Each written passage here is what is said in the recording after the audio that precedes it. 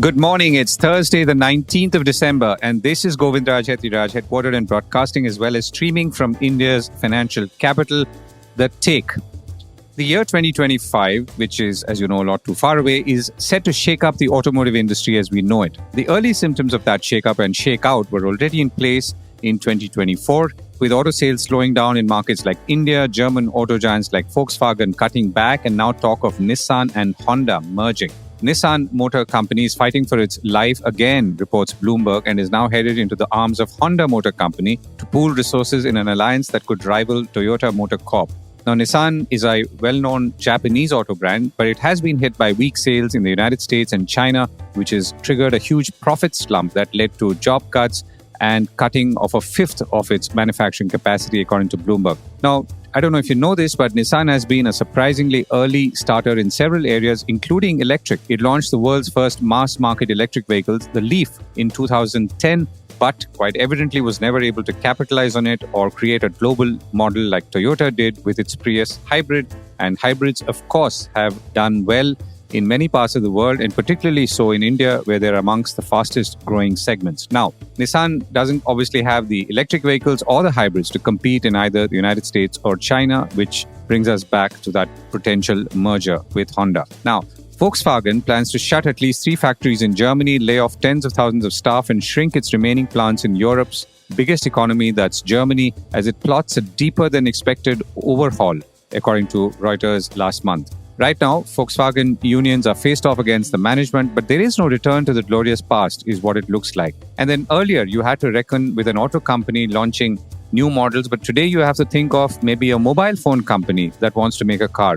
Reports suggest that Foxconn, also known or best known for making mobile phones for Apple, wants to wade into the Nissan and Honda party by trying to acquire a stake in Nissan.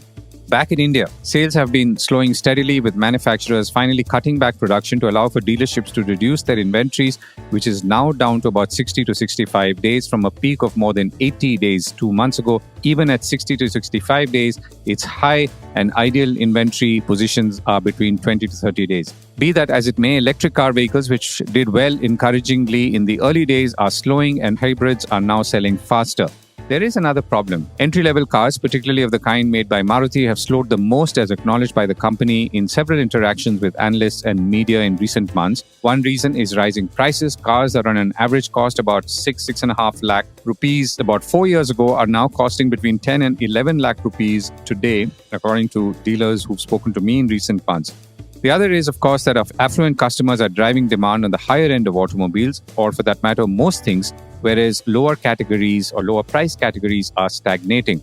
Now, this is a problem with incomes in the economy and not just high prices. This, by the way, extends to housing as well, where low-cost housing has stagnated and 10 crore rupee flats are flying off the shelves. But back to cars. The problem for manufacturers is this. People will buy cars, of course, but demand for cars will grow at a very slow, maybe single-digit levels in the foreseeable future. But they will buy not just internal combustion cars, but also electric cars and hybrid cars. So, if sports utility vehicles or SUVs were the flavor of 2024, EVs, that's electric vehicles, may turn out to be a big theme for 2025. Automakers are gearing up for some 15 to 20 EV launches in the coming year, from about 7 to 8 in 2024, according to the Business Standard. Now, what this means is that car makers are investing or have to invest huge sums to add capacities for electrics and hybrids if they want to compete there. Conversely, the internal combustion capacity that they might have will obviously not get utilized to the fullest extent, which is, of course, putting it mildly. Most likely, a lot of that capacity will lie idle till it gets converted into electric or hybrid, as the case might be. Now, all of this obviously has the making of a perfect storm for the auto industry, which comprises a fair part of the GDP of most countries, including India. The coming year promises to be exciting and challenging in more ways than one. And that brings us to the top stories and themes for the day. The stock market slip again on Fed fears. Direct tax collections stay strong. Institutional investment in real estate is rising. Trump threatens reciprocal tariffs on India in a sign that he's not forgotten his original threats. And how software is changing construction industry practices and timelines.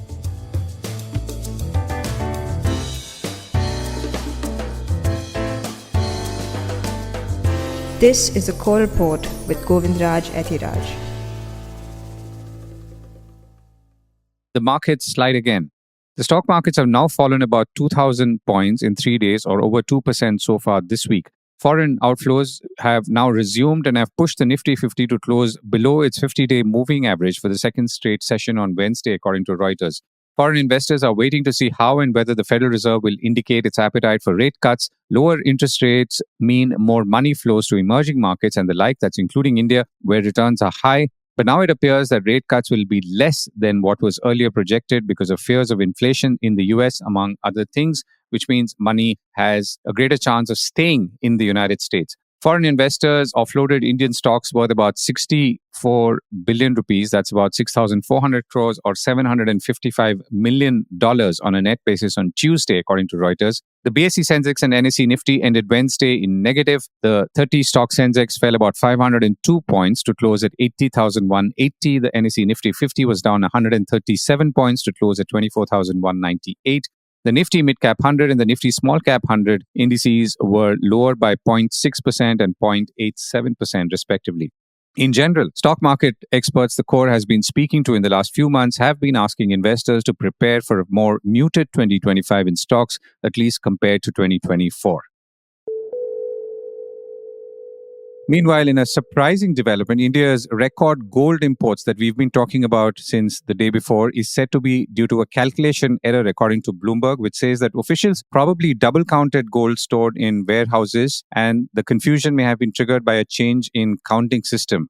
Attempts are apparently on to reconcile the data, which could have been overestimated by as much as 50 tons in November, or almost 30% of total imports of gold in that month, according to people who spoke to Bloomberg.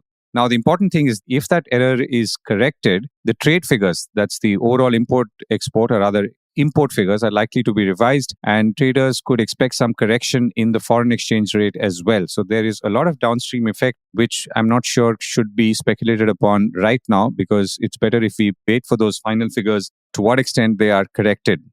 Economists had earlier said that the rise in gold imports in November could not be explained by festive demand alone because it represented a substantial jump, which everyone did notice but were not sure why, and assumed, of course, that the data was accurate. India's overall trade deficit had risen to about $38 billion in November, thanks to that 4-time increase in gold imports to a record $15 billion from just $3.4 billion a year ago. Direct taxes are strong. Overall GDP numbers have slowed down to 5.4% the last quarter. Company sales are also slowing, particularly of consumer-facing companies, but tax contributions are still rising. Net direct tax collection grew about 16.5% year-on-year to over 15.8 lakh crore rupees till December 17 this fiscal, thanks mostly to higher advance tax payments, according to government data quoted by Business Standard. Gross direct tax collections, which includes corporate personal income tax and securities transaction tax, stood at over 19.2 lakh crore rupees, which is about 20% over the same period in 2023, that's April to December. Advanced tax collection during this period rose about 21% to 7.5 lakh crore rupees. This includes corporate tax of about 7.4 lakh crore and non-corporate tax of about 7.9 lakh crore. So that's half and half. Incidentally, some refunds worth about 3.3 lakh crore rupees were issued during the period, which was up about 42%. Oil prices edge up.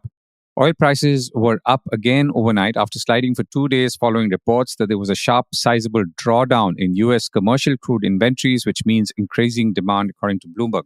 Brent crude was quoting just above $73 a barrel after falling slightly in previous 2 sessions. Bloomberg reported the American Petroleum Institute saying the United States stockpiles shrank by 4.7 million barrels last week, which would be a 4th straight decline. More institutional real estate investments. India's real estate sector is getting more institutionalized across both residential and non-residential. Institutional investment in Indian real estate rose 51% to a record $8.8 billion during 2024 as investors look to encash strong demand for housing, office and warehousing properties, according to JLL, quoted by Business Standard. The deals are not that many, though, with institutional investments hitting about 78 deals. This figure, however, is the highest on record, but it's only slightly higher than the 2007 peak of $8.4 billion, according to JLL. But JLL says that this compares quite favorably to about $5.8 billion in the last calendar year. Interestingly, foreign institutional investors accounted for about 63% of total institutional investments in Indian real estate. Among different asset classes, the residential segment was at 45%, followed by office buildings at 28% and warehousing properties at 23%. There is some distortion possible here because one or two warehousing deals themselves would run into a couple of $1 billion, as I have seen in recent months. Trump ain't forgetting. For those of us wishing that Trump might be forgetting his early promises to slap high import tariffs on exporting countries like India, tough luck. Nor is he forgetting the famous Harley-Davidson tariffs or duties on imports of Harley-Davidson bikes into India, though Harley-Davidson has already moved on in some ways by manufacturing its lower capacity bikes in partnership with Hero in India, which obviously means there is no direct tariff impact. In his latest round of threats, the US President-elect Donald Trump has said he will impose reciprocal tariffs if countries like India continue to levy high tariffs or taxes on American goods. Speaking with reporters at his Mar-a-Lago resort, he criticized India's steep tariffs, including the 100% tax on some US products, and warned for a tit-for-tat approach if these practices persist, according to agency reports. He said that, "I've always said, if they tax us, we tax them the same amount."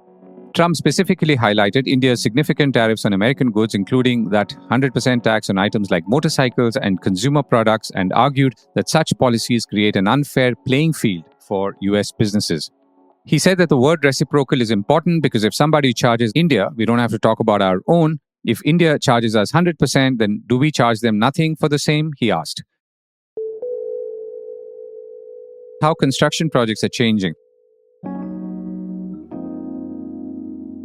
Well, as we head towards the end of the year, perhaps a good time to pick up on some sustainability themes.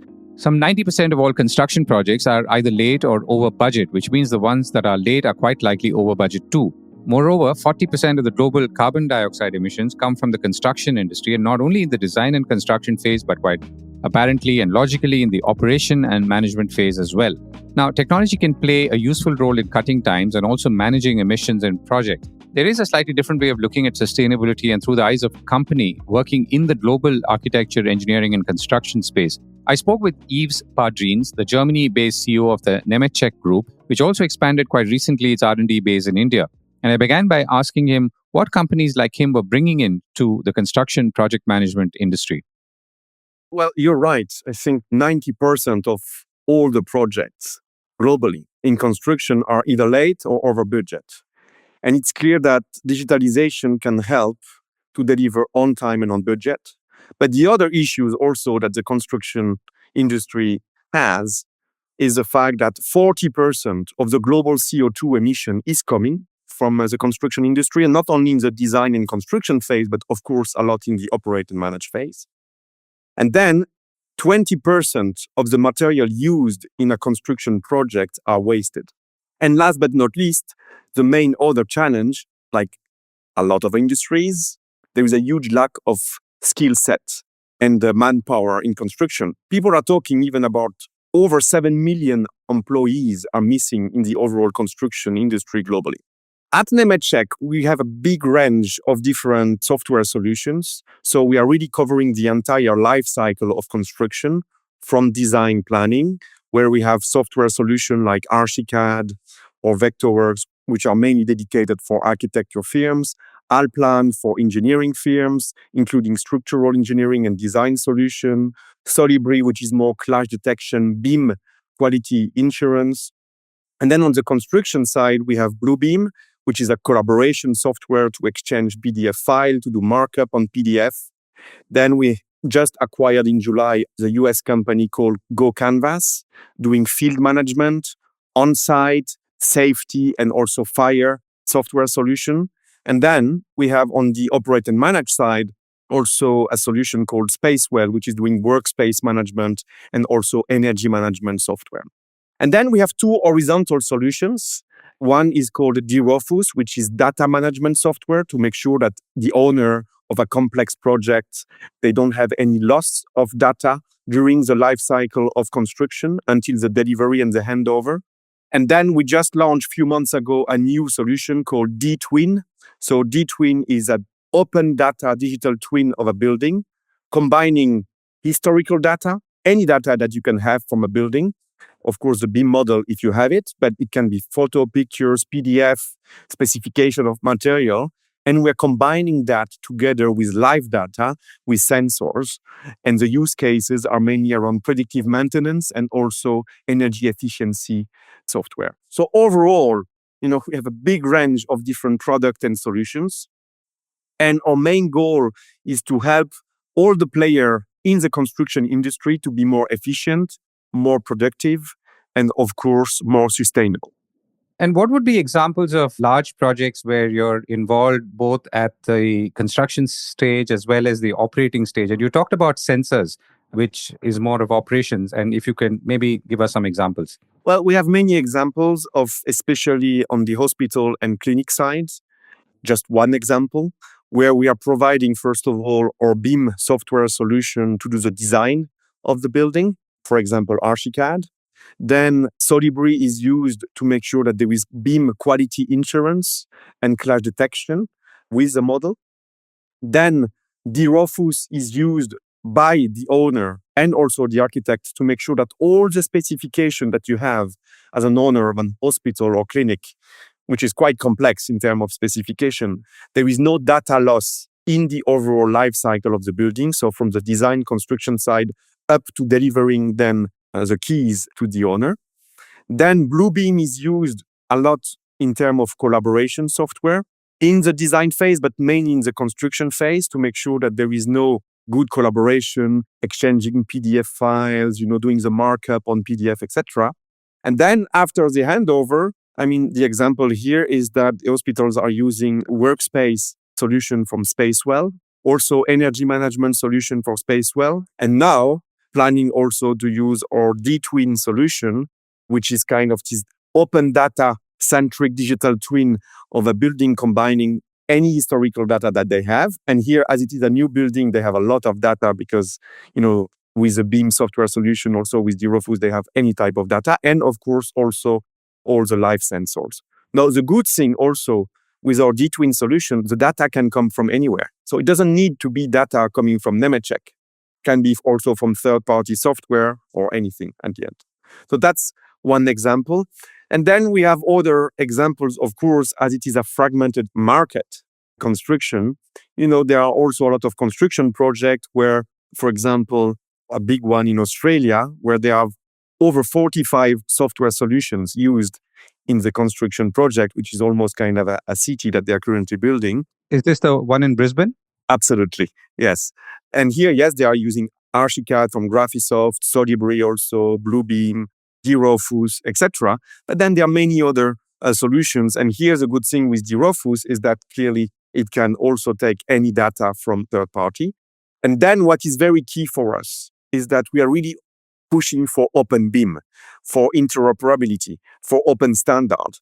And we are pushing for some workflow and bridges with a different solution because we are convinced that as the market is so fragmented, we can push for proprietary standard. It has to be open standard and pushing interoperability for the construction to work. You talked about hospitals as one example. So if I were to stick to examples, in countries like India, some of the biggest projects are actually run by government. And I'm sure that's the case in many other countries as well. So where do you see the biggest application for software like this, whether it's at the construction phase or it's in the operation phase or even during construction by building or creating these digital twins that you spoke of? So if you look Nemetschek, we do around 50% of our revenue today in the design and planning phase.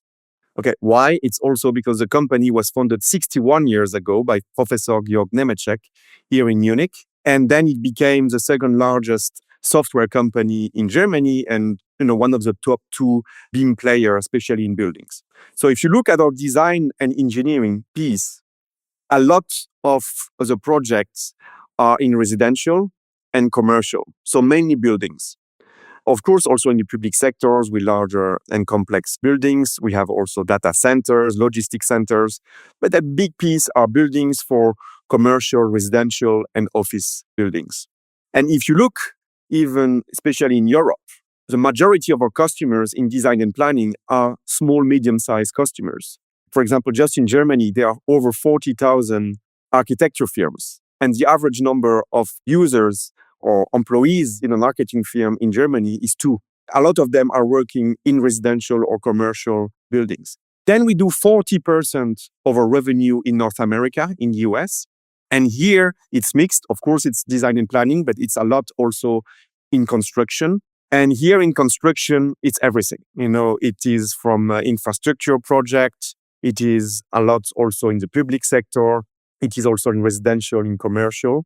And then in the operate and manage phase, our solutions are mainly linked to the building area, less to infrastructure. Then we have also specialized solution in design and planning called Allplan Bridge and Transportation, where here we have solution mainly for bridge tunnels and transportation for design and engineering. Right. You talked about 40% of the carbon dioxide being generated during construction and then, of course, subsequently in the operation of a building. Now, how does your software help reduce that at either of the two levels, or how is it doing so right now?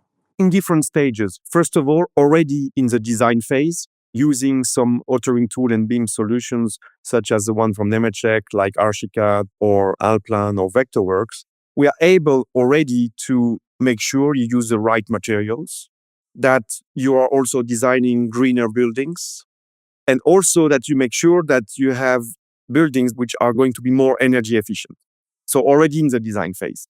Then in the design phase, you're also making sure that you do not waste too much materials during the construction by first of all calculating properly the quantity and the volumes of material you really need and not to overbuy materials, but also to avoid clashes and defects, because the big issue of waste of material is the fact that there are still a lot of defects, and then you need to reconstruct things which have been already done. And here with clash detection software such as Solibri, BIM quality insurance software solution, you can avoid a lot of these defects and clashes that you may have. So that's already in the design and engineering phase, if you want, design and planning phase. Then in construction, here, software solutions can help definitely in program management to deliver better on time and on budget. There is also very good field management solutions such as GoCanvas that you have, but also third-party solution existing in the market. And here, competition is really pen and paper or Excel somehow. And here you can much better manage, better collaborate also between different parties. For example, using Bluebeam, you can have very quick return on investment with a solution like Bluebeam on saving time, but also cost at the end with collaboration software. And then if you lose time and cost, well, it's also energy savings, at the end of the day. And then last but not least, on the operate and manage phase, this is really where there is a lot of course, consumption of CO2 emission. Here it is really to make sure that you have strong energy management software to be more energy efficient. And here, D-Twin solution can really make sure that you're managing properly your office space, for example, that you turn the heat when some of the rooms are not too much occupied or less occupied. You can really plan properly all of that. And frankly, artificial intelligence is now used in the overall life cycle. So you have, for example, our AI visualizer is used a lot for architects to help them to be much more productive, to do quicker sketching, etc., or to change the model in a much quicker way so that they are kind of an augmented architect or augmented engineer. And then AI is also used, for example, Bluebeam is now which is mainly using PDF, Bluebeam 2D, that once you have many PDF in 2D, automatically you're going to have a 3D plan. But AI is used a lot in operate and manage phase because you have so much data to analyze, etc., especially in energy efficiency, that AI is out there. You've set up base in India, both in Mumbai and in Hyderabad for R&D. Can you tell us about what kind of work is going on in your India development centers? So our development center and shared resource center is in Hyderabad. where we have R&D across all the different solutions that we have. So from design and planning, build and construct, but also operate and manage. In fact, it used to be Spacewell India. So first in the operate and manage phase that we had in Hyderabad. And then when I joined the company a few years ago, we decided to make it Nemetschek India so that we can really benefit from all the fantastic, strong, good talent that we have in Hyderabad, benefiting all our brands and solutions. And then earlier this year, we decided to open a go-to-market office in Mumbai, Nemetschek India in Mumbai, representing here in terms of sales, marketing, customer support, the overall Nemetschek Group and our different brands. And, it was a bit a shame for us that we were not present directly as Nemetschek. So we were mainly using small, medium-sized resellers to help us on the go-to-market in India. And now we really want to go directly as Nemetschek, representing our overall portfolio. And Nemetschek India is also proposing to sell some suite and bundles of the different Nemetschek solutions, combining, for example, Archicad or Vectorworks for architects together with Solibri on clash detection and beam authoring tool together with Bluebeam on collaboration software, etc. And India is the third largest construction market in the world. It is in the top 5 economy and soon in the top 3. And we really want to help the overall Indian construction industry to be more efficient, productive, and sustainable. And that's why we also started to also invest in academia, in education. For example, earlier this year, we made a partnership with JJ College, launching this Nemetschek AEC Center of Excellence, educating students about what they can do with software, how digitalization can help to be more efficient, more sustainable, from the design phase up to the operate and manage phase. And we started to do this type of partnership with other large universities across the country and more to come. Yves, thank you so much for joining me. Thank you.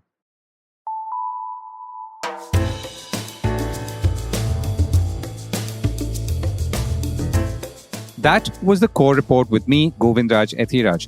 Do stay connected with more of our coverage at the Core. You can check out our website or sign up to our newsletter for our exclusive stories, one in-depth feature a day on www.thecore.in. Do also track us on LinkedIn, where we usually post synopses or extracts of our top stories and interviews. We would love your feedback on how we can make business more interesting and relevant, including, of course, India's vibrant manufacturing sector. So write to us at feedback@thecore.in. And thank you once again for listening.